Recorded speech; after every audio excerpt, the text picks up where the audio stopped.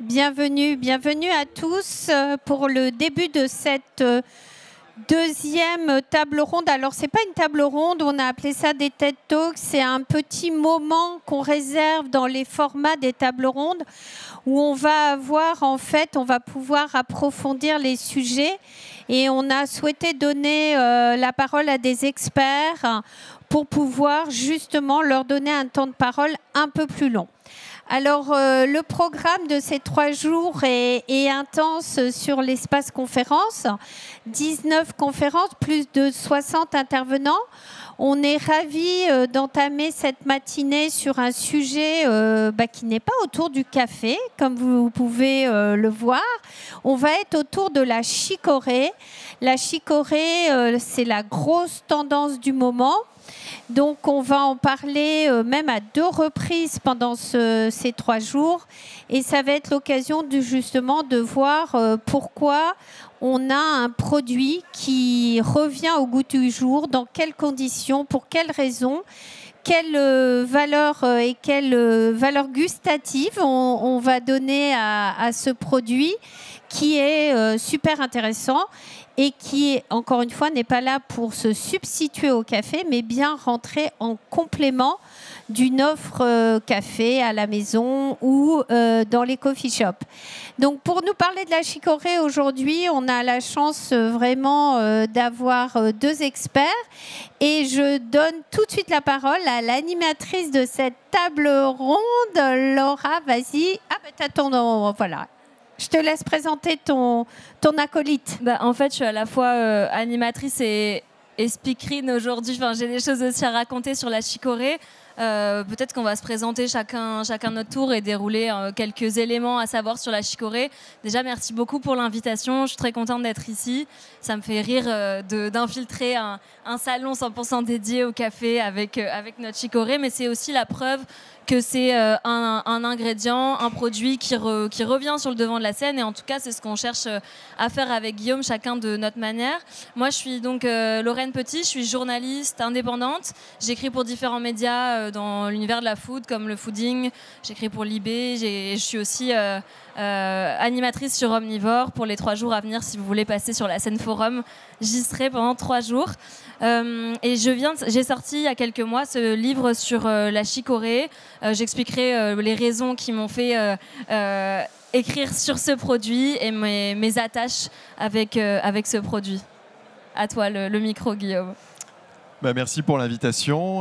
Donc moi je suis Guillaume Monroy, cofondateur de Chérico, donc qui a pour objectif un peu de relancer la dynamique autour de la chicorée. Pour mon passif, donc avec mon associé, on avait cofondé la brasserie Gallia dans un autre domaine, donc le domaine de la bière. C'est une société qu'on a cédée. Donc là, c'est une nouvelle aventure entrepreneuriale. On est vraiment des entrepreneurs avant tout. Et quand il a fallu relancer une nouvelle société, on a commencé à s'intéresser au monde du café, qui nous plaisait pas mal. Et on s'est aussi intéressé aux alternatives au café. On s'est dit qu'elles avaient peut-être quelque chose à jouer dans le monde de demain. On s'est intéressé de plus près à la chicorée, qui est un savoir-faire français quand même assez important. Et on s'est tout de suite, on a été conquis par l'idée de relancer la chicorée. Donc on s'est relancé il y a moins d'1 an. Donc c'est tout récent. Parce qu'il faut savoir que la filière chicorée, elle est à 95% produite en France. Et c'est pas forcément associé à des choses très positives. Il y a des souvenirs associés à ce produit qui ne sont pas forcément des bons souvenirs, des souvenirs de la guerre, de pénurie. Et quand on parle à nos grands-mères, à nos grands-parents de chicorée, souvent c'est un peu une grimace, comme quand on parle de topinambour, de rutabaga, de margarine. C'est pas forcément que des bons souvenirs. Et moi, en l'occurrence, donc je suis du Nord. Mes 2 grands-mères, elles sont du Nord et du Pas-de-Calais. Et donc, elles connaissent très bien la chicorée. Et quand je leur avais dit que j'allais faire un livre sur la chicorée, elles m'ont regardé avec des grands yeux en me disant « Mais de quoi tu vas parler ?» Nous, on utilise ça pour réduire les coûts. Et aussi parce que en temps de guerre, les approvisionnements extérieurs sont plus difficiles. Et la chicorée s'était notamment développée au moment du blocus continentale imposée sur Napoléon en 1807, je crois, ou 6. Et du coup, les importations des colonies pouvaient plus arriver, des colonies britanniques pouvaient plus arriver, et notamment le café et le sucre. Et c'est à partir de ce moment-là qu'ils ont développé la culture de la chicorée dans le nord, parce que le climat s'y prête bien, et également du sucre de betterave à ce moment-là aussi. Donc on a commencé à cultiver de la chicorée massivement dans le nord à ce moment-là. Et au début, c'était aussi utilisé dans la pharmacopée, et notamment par les Égyptiens et les Romains. Il a surnommé l'ami du foie. Donc c'est un produit qui a plein de vertus. On explorera ça tout à l'heure. Est-ce que tu veux dire un mot sur aujourd'hui la filière chicorée peut-être et les deux seuls finalement artisans qui restent ouais. dans le Nord. Comme tu dis, je pense que sur les périodes de pénurie et de guerre, il y a pas mal de torréfacteurs de chicorée qui sont développés un peu partout en Europe parce que c'était l'alternative au café la plus appréciée. Et en goût en fait, et pour toutes ses vertus, parce que comme tu dis, historiquement on consommait de la chicorée depuis des milliers d'années pour ses vertus digestives. Le dernier bastion en fait, qui a résisté effectivement est un peu la torréfaction dans le nord de la France. Il y avait des torréfacteurs, il y en avait plus d'une cinquantaine qui étaient principalement basés dans le nord de la France, mais jusqu'en Normandie et peut-être dans le nord du bassin parisien. Le café ayant pris une place si importante dans nos vies post-guerre, la plupart des torréfacteurs de chicorée ont fermé jusqu'à une concentration ultime avec deux torréfacteurs donc, de chicorée qui sont basés dans le nord de la France. Un qui est encore assez connu qui s'appelle donc Le Roux et un plus petit qui s'appelle Chicorée du Nord qui est vers Dunkerque. Donc c'est vraiment devenu très petit en fait comme activité et au fur et à mesure pas très dynamique. C'est des sociétés qui essayaient de résister au fur et à mesure des années au développement du café et puis surtout à la mauvaise image de la chicorée en fait. Je pense que c'est ce que tu disais. Il y avait encore une tradition dans le Nord de consommation de chicorée, mais à part ça c'était pas une consommation qui éblouissait les gens, on va dire, outre mesure. À proprement parler sur la culture, tu en as parlé, mais donc il y a quand même pas mal de producteurs donc de chicorée racine dans le nord de la France pour deux usages. Et comme tu disais, pour les torréfacteurs de chicorée, mais qui sont assez faibles en nombre, mais aussi pour des producteurs d'inuline, donc l'oligofructose, donc le sucre de chicorée, qui ces dernières années est un peu revenu à la mode parce que c'est un sucre très bien assimilable et de bonne qualité, meilleur que le sucre de betterave, qui est utilisé dans des nouvelles formulations dans la pharma ou dans la food. Donc en fait, ça c'est plutôt des sociétés qui sont en Belgique, mais ce qui fait que l'agriculture, et la culture de chicorée dans le nord de la France et à la frontière belge a continué à se développer et continuera peut-être à se développer dans les années à venir pour ces deux usages, la torréfaction, si elle revient à la mode, en tout cas c'est notre pari, et pour la partie du sucre. Donc voilà pour le paysage de la chicorée en France. Il faut savoir qu'on a quand même produit aussi dans d'autres contrées, notamment en Europe de l'Est, donc de Pologne jusqu'à l'Ukraine et en Russie, et on en produit encore un peu plus loin en Inde, parce qu'il y a une tradition quand même de culture de chicorée aussi en Inde. Mais sinon, c'est à peu près tout.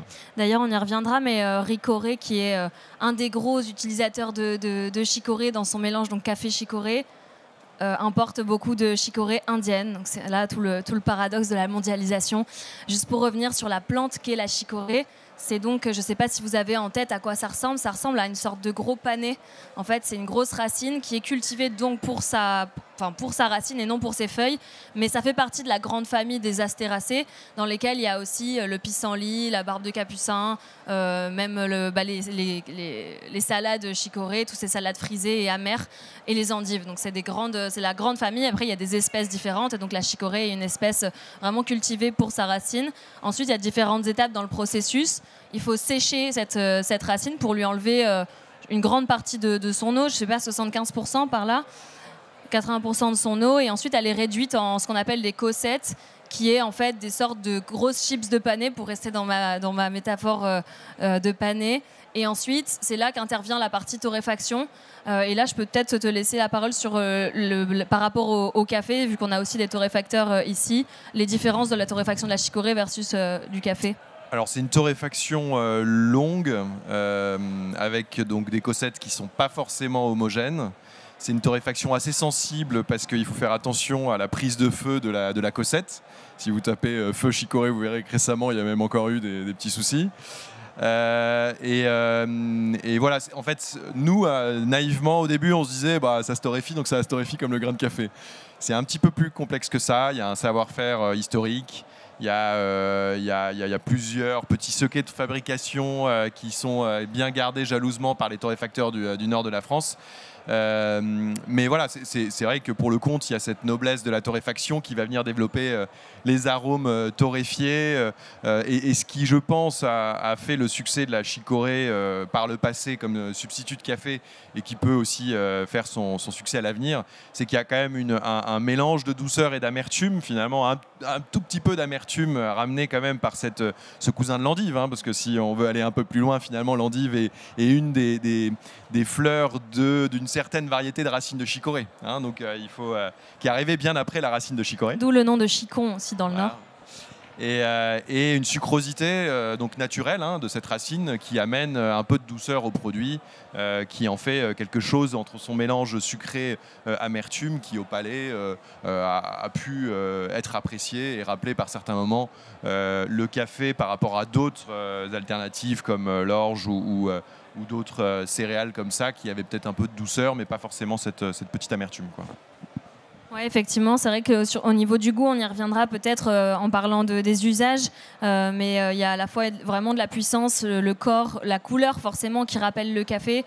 C'est ça qui lui a donné vraiment son nom de ersatz de café. Mais bon, on aime bien aussi rappeler que c'est un produit à part entière et qu'il a des usages à part entière. Moi, j'ai aussi découvert la chicorée parce que j'ai dû réduire ma consommation de café. Je suis une grande amatrice de café, notamment de café de spécialité, mais je dois en boire moins pour des questions d'anémie et de palpitations cardiaques que j'ai eues ces dernières années. Et donc, en creusant le sujet, j'ai découvert que non seulement la théine et la caféine drainaient le fer, et donc je devais réduire cette consommation. Et à l'inverse, la chicorée est contient du fer, contient des prébiotiques, des probiotiques, donc c'est top pour le microbiote. C'est ce que déjà anticipaient les Grecs et les Romains et les Égyptiens. Mais donc voilà, il y a toutes ces vertus, il y a des vertus santé qui font qu'il y a un intérêt aussi à la consommation de chicorée en complément au café, et notamment pour les personnes qui peuvent pas boire ou moins boire de café. Donc je pense aux personnes cardiaques, aux femmes enceintes, aux enfants. Et on peut en consommer à toute heure de la journée et de la nuit parce qu'il n'y a pas de caféine, il n'y a aucun excitant dedans. Et il y a aussi pour moi dans la chicorée cette volonté d'avoir une boisson qui n'est pas un hyper excitant, hyper stimulant dans une société qui est déjà à 2000 à l'heure, quoi. Et je me dis, moi qui suis quand même globalement à 2000 à l'heure, ça fait du bien aussi de pouvoir avoir une boisson qui n'est pas ultra stimulante et qui soit pas une tisane non plus, quoi. Voilà, c'est pas la chicorée, c'est pas un pisse-mémé. Pour moi, c'est vraiment une boisson qui a du caractère et qui est corsée. Et c'est ce que j'aime aussi là-dedans. Et c'est comme ça, en fait, du coup, moi, j'ai généralement un café le matin et une chicorée l'après-midi, par exemple, ou le soir. Et ça permet d'avoir un bon équilibre et d'avoir aussi ses intérêts santé. Puis après, il y a les intérêts climat et planète. Ouais, alors tu touches le point effectivement et le sujet de la caféine et la non-présence de caféine dans la chicorée, mais comme dans aucune plante malheureusement d'hémisphère nord. Est-ce que si la chicorée avait eu de la caféine, elle aurait connu un succès plus important ou elle aurait connu le même succès que le café? Est-ce que le succès du café est en partie dû à cet excitant? On peut se poser la question. Je pense que la palette aromatique de la chicorée est quand même plus simple que toutes les variétés de café, hein, qui est quand même un arbre exceptionnel. Donc on ne va pas se cacher ça.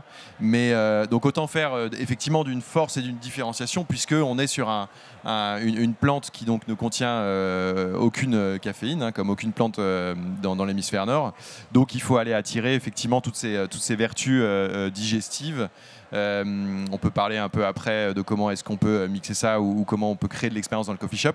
Mais sur la partie climat, effectivement, nous, ce qui nous a intéressé, c'était de voir comment on pouvait revenir à une consommation locale, en fait, hein, de produits de boissons chaudes. Finalement, la plupart de nos boissons viennent de l'autre hémisphère. Et on se disait, on s'est juste ouvert l'esprit. Est-ce qu'il n'y a pas, à un moment à un autre, un désir des consommateurs de consommer un peu plus local?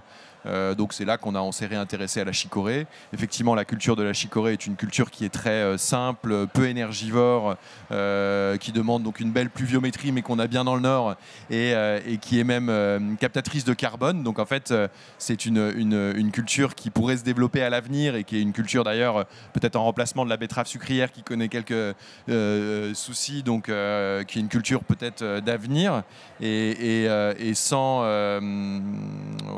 donc donc nous, en fait, en analysant un peu tout ça, on s'est dit peut-être que certains consommateurs, sur des enjeux santé, sur des enjeux climat, vont quand même commencer à se réintéresser à la chicorée, puisque aujourd'hui, finalement, elle n'était pas présentée tant sur ces aspects-là, notamment par le leader Ricoré. Donc il y a d'ailleurs une recette avec un peu de café dedans, qui est un café doux en fait, pour le début de la journée, la matinée et pour toute la famille. Vous connaissez tous la pub de l'ami Ricoré, et c'est encore eux aujourd'hui qui sont l'ultra dominateur de ce monde de la chicorée.